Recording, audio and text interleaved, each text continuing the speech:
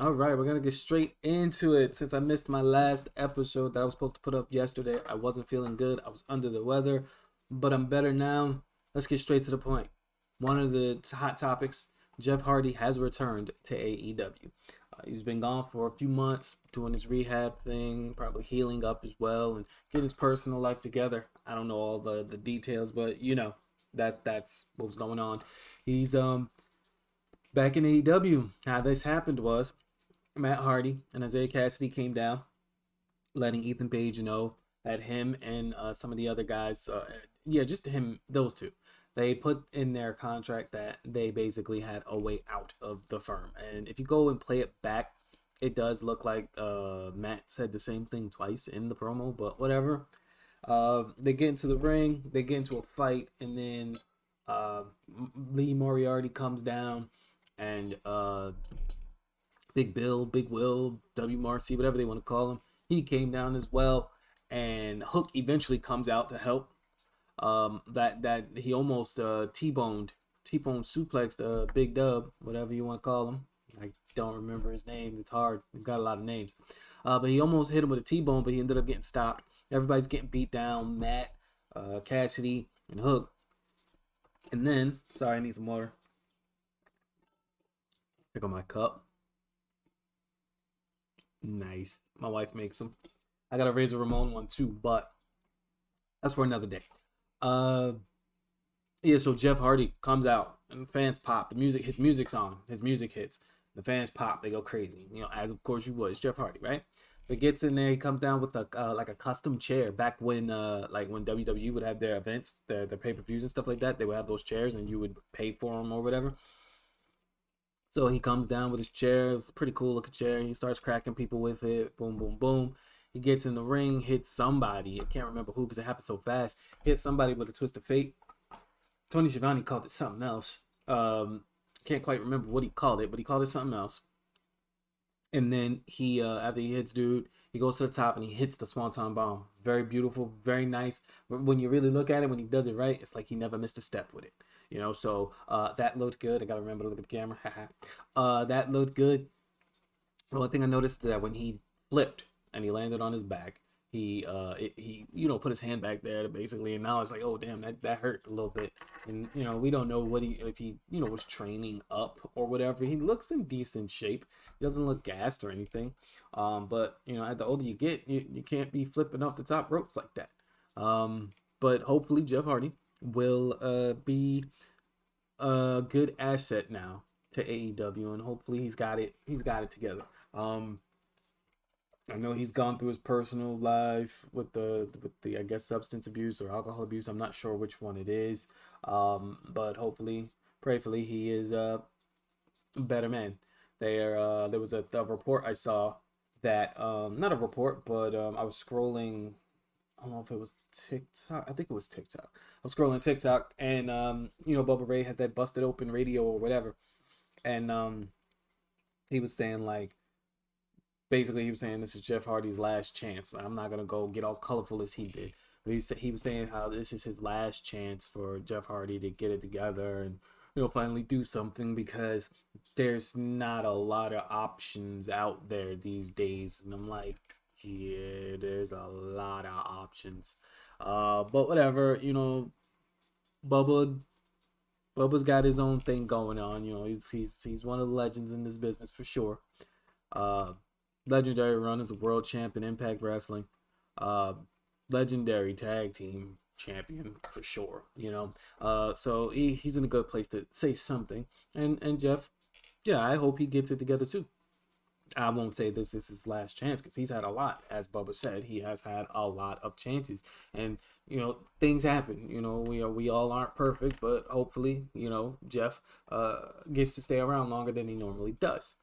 As far as wrestling is concerned, another bit of something I actually found as I was getting everything together. If you remember the night after WrestleMania, Seth Rollins was in the ring, or it was reported. I could say he was in the ring because I saw the clip, but it was reported that Seth Rollins was in the ring and his segment got canceled. Like that on the spot. We see him in the back. He's like, oh, the party's not back here, the party's out there. So he gets ready to go out there. He gets out there, he gets in the ring, they cut the commercial, and during the commercial break, they sent him. They were like, yo, that's it. We don't we're scrapping the segment, and you can see the crew on the side letting them know what the deal is. So I just found this that Freddie Prinze Jr. was on an episode of Wrestling with Freddie. I guess it's his podcast. I didn't know he had one. And you could see the video where Seth Rollins was basically pissed, which I would be, you know. So according to Freddie Prinze, he said, "What the hell is going on?" I saw that coming out of his mouth. Prinze added, "I think he was more pissed than pissed at them. I think he was pissed when he went backstage at whoever did that. But if I was him, I would have been just as angry. And I thought the way he dealt with it was so hardcore and awesome. Instead of cutting a promo, he just throws the mic out of the ring and walked out. And he walked out of the friggin' show. So basically, he's also letting it be known that he left the show. You know, and I think that actually ties into, if you look at my previous podcast that I uploaded, I think that ties into why he wasn't on the show this Monday. Because in that episode of that podcast I did, I pointed out, like, there was no Seth Rollins, not a promo, nothing. And I was wondering, like, what the heck? So maybe that was a punishment thing, or maybe Seth Rollins just didn't want to be there. And at this point, at this stage of his career and where he's at, I'd be pissed too. He is one of the hottest acts on the Raw roster. Roman's just everywhere. We know Roman is gonna be everywhere, but Seth Rollins is that guy, and they're just not giving him his due. They strapped him with the U.S. title twice for a very short period of time. Had him feuding with Bobby Lashley. Had a tiny little beef with Logan Paul. That's over with now, hopefully. So we'll see where all of this goes. Yeah, he's just going on about how pissed he was. So, and that was from Sportskeeda, sportskeeda.com.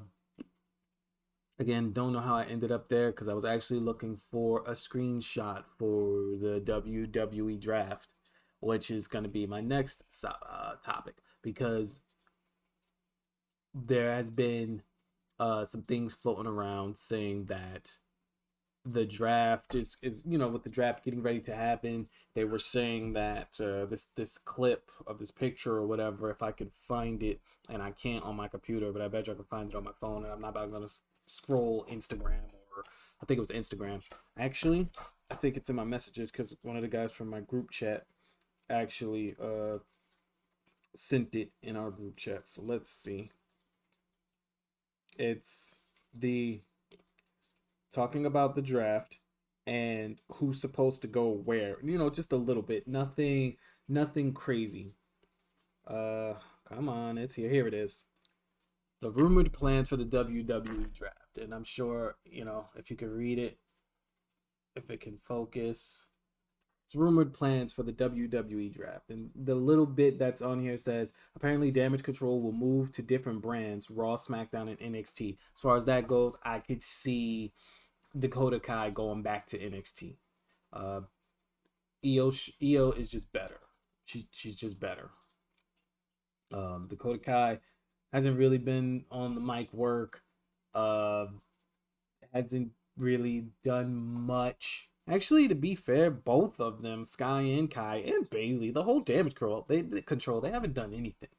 They really haven't done anything, and it's not fair for anybody, now that I think about it, to go to NXT, period, because you called them up.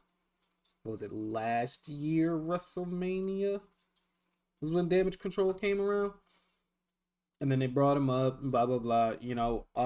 Bailey's not a tag team or group kind of person. She's a solo act. She just is. She's built herself up there. She's built herself to get there, and her character and just her resume, Grand Slam champion. She's done it NXT, WWE, SmackDown, Raw, tag team champ. She's done it all. You know, I think she was the longest reigning SmackDown champion for the women, I think. Correct me if I'm wrong. Put it in the comments. Also, subscribe to the channel. Like, share, all that good stuff. So yeah, Damage Control, they're gonna get split up 3 different ways: Raw, SmackDown, NXT. I actually saw something before I got started as well that said that Dominic could be going to NXT, which in my opinion, that would suck now. That would really suck now. Like, he's got his own little feud going, though it's with his father. He's with Judgment Day. Him and Rhea have a good connection, and they're doing their thing. So again, I would take that with a grain of salt. Dominic going to NXT, though in the beginning when he got split from Rey, they should have just split him from Rey Mysterio, not have him go joining Judgment Day, and just sent him to NXT. That would have helped. That would have really shown something, because now he's in the roster. Like, he's in there. He's in a big story. He's with right now one of the hot groups, the second hottest group, because Bloodline is doing their thing. They're dominating. And it's not going to be a Bloodline show. Sorry, I'm not talking about the Bloodline. There's nothing to talk about them about. If I can remember something that comes up, then I will mention it. But this ain't about the Bloodline today. Be the ones. So yeah, there's that. And then also, I'm still reading off of what I showed you guys. Mid-card titles are expected to switch brands. So Intercontinental over here, Raw over there, boom, US title over there, boom, boom, boom. They're mentioning that commentators are also part of the wrestling, or part of the draft and expected to shuffle, which is fine. I don't care either way when it comes to the commentators. It's nice to have a little change of pace for the commentators when they're calling matches. Also, if I may be real, love Booker T. He is a legend. I was a fan of Harlem Heat when they were in WCW. Big fan of Harlem Heat. We all know his infamous slip up. Hulk Hogan, he's talking to you. Yeah. I loved Booker T even more when he was television champion. Specifically, his television championship run or runs were really good, especially when he had his best of 7 series with Chris Benoit in WCW, and his one in WWE wasn't bad. I just liked him like as a solo act. Just much respect to Booker T, but his commentary is so over the top. That's not entertainment. That is over the top. It's overly animated. I dig the shucky ducky quack quack, though I feel some type of way because I was saying shucky ducky quack quack before he was. Now well, as far as when it comes to his commentary style, I was saying shucky ducky quack quack before he got on there doing it. So I feel some type of way that he dropping the shucky ducky quack quack. But it is what it is. But his commentary is just way over the top. It's too much. It's too animated. In my taste. In my opinion, it's just too much. Vic Joseph, does he still have Vic Joseph out there? I think so. I'm not.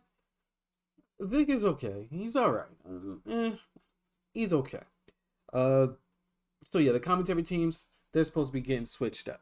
And then here's the other bit. Roman Reigns will reportedly be drafted to Raw and will get a new undisputed world title, whereas SmackDown will get a new solo WWE title, like they did in 2016, where they introduced Universal title to Raw. So, these are just rumors. Don't know who exactly the source is actually coming from, like where this person got that, you know. But that would be good, because if they're gonna keep Roman Reigns with this championship and they have this draft, we can't go on, because they're gonna hit 1,200 days. That's a given. They're gonna hit 1,200 days with this man as the world champ, and your other show still doesn't have a title. He's already a part-time champion, which with a run like this, not even with a run like this, he's been a part-time champ since he came back from the leukemia thing. Was it after the leukemia thing? No, I think this was COVID, around COVID time. Um, but yeah, he's been part time from the get go, which is understandable given everything. You don't want to catch COVID. It's not as how you say it. It's not as huge as it was when it started, but having cancer, it being in remission, and knowing what it does to people who have underlying issues, as they say, uh, I could see why they're kind of trying to monitor this and how they're writing it. If that's the case, if that's not the case, and they just gave him the Brock Lesnar contract, that sucks. Because we already had that with one guy, and he wasn't the champion this long, but it damn sure felt like it. But again, it would be good for the other show, being SmackDown, to get a title, so we can have more stories to be told. Like I said in my previous podcast that I uploaded, the word is story for the year. Story, story, story. And Cody Rhodes' story isn't over yet, but I already did that story, so we're done there. So yeah, there we have for the draft. There's some other things I've noticed as far as wrestling is going. Let's see, we talked about the draft plus WWE as a whole. We talked about the return of Jeff Hardy. I have nothing to really mention about the Mercedes Monet. I don't really watch NJPW, but I know, New Japan. I know what's going on in there a little bit.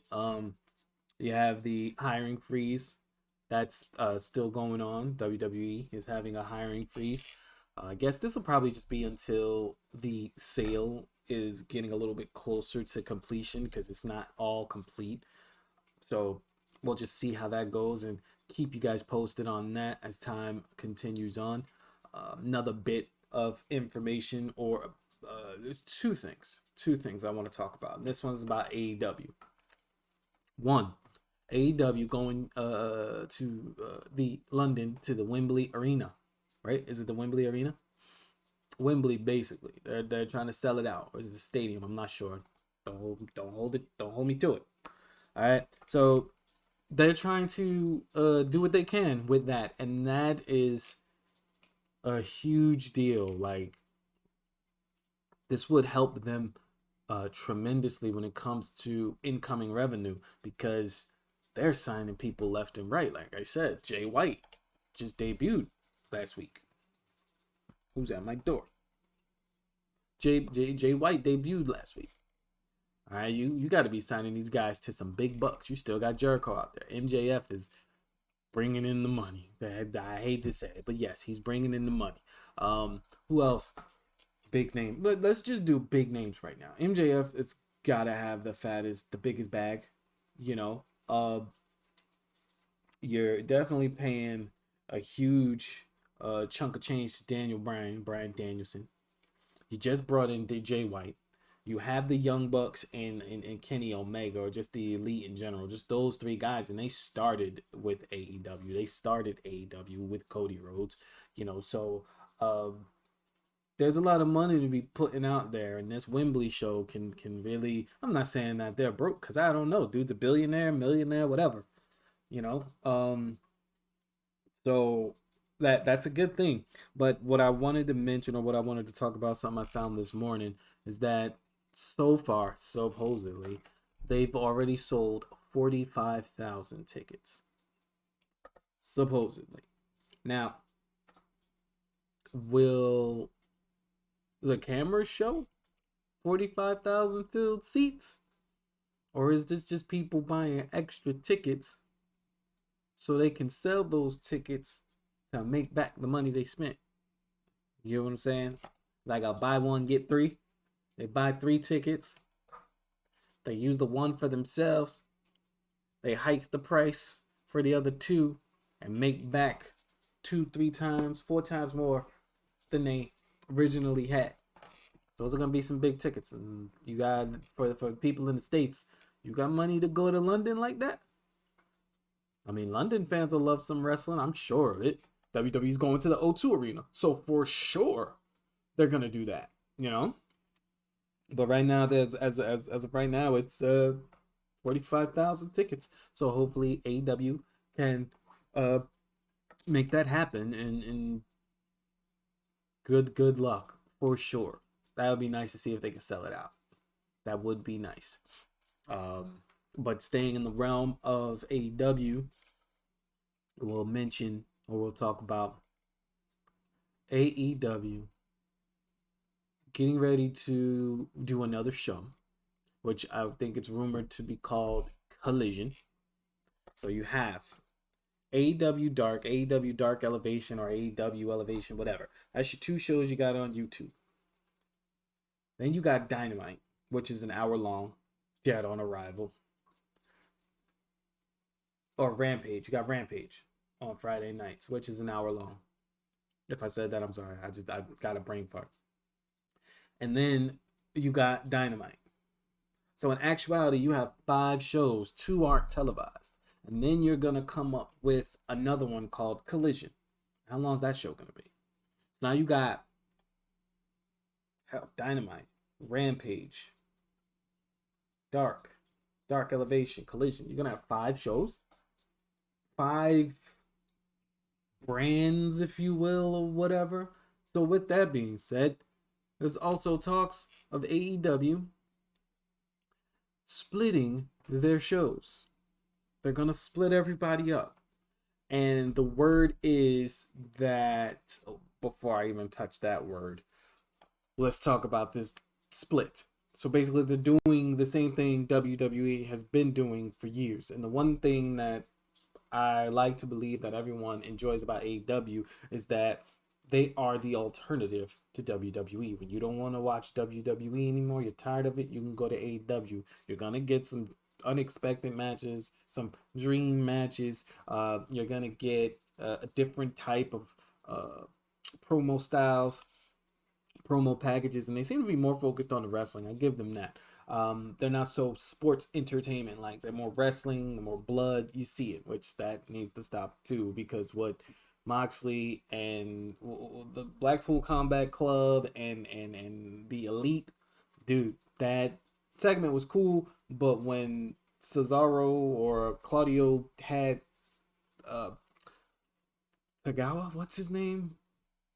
Nakazawa, he had his head and he just kept banging it repeatedly into the apron, and then dude just started gushing. It was a hot mess, and AEW overdoes the blood. It's ridiculous. And now the Bucks came back. They're still injured, you can tell. They're still injured, and there's word that Jeff Hardy is still injured too, but there's not much more on that. But yeah, they came back, blood, yada yada. Here's everybody, boom boom boom. The rosters are huge when it comes to AEW, or the roster. They I don't even think they have everybody on their roster on the website. You see these people. If you pay attention to the dark and the elevation or whatever, those people are legit on the roster, and they're not even, because you see them on a regular basis on those shows. So you're signed, you're there, So all those people you see probably aren't even on the website's roster. They gotta have over